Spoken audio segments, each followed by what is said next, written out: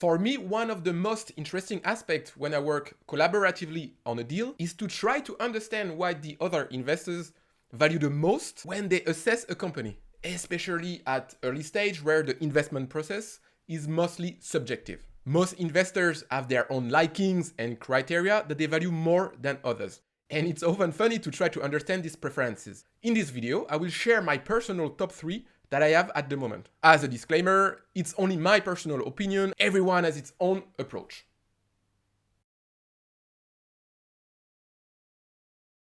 I'm a market person, so my most important criteria when assessing his company is the market. Slightly above the founding team, and here's why. I saw many outstanding founders doing fantastic on great markets, but I also saw many outstanding founders failing because they were on a very hard to crack market. And finally, I also saw less impressive founders doing amazing because they were in markets where there was so much pull that they mostly just rode the wave.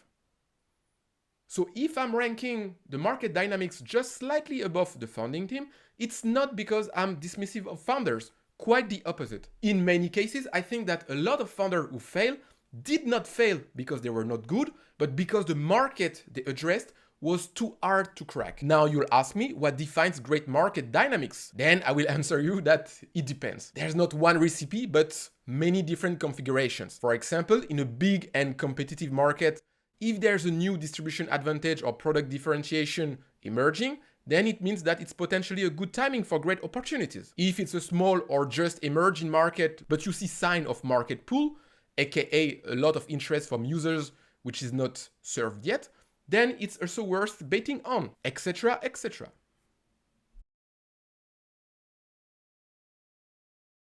When it comes to the founding team, I'm also not personally focused on the personality of the founders so much, but rather if they show great speed of execution, the ability to learn and adapt fast, and finally, resilience. Being a fast learner is especially true with first-time founders and usually less important with more experienced ones.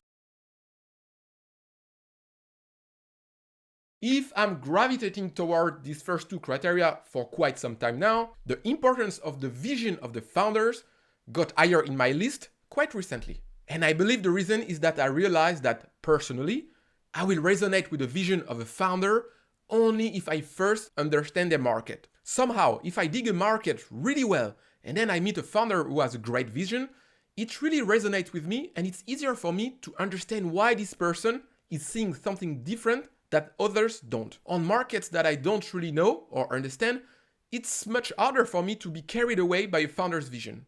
As usual, if you have any comment or you want to share also your own criteria, don't hesitate to do it in the comment section.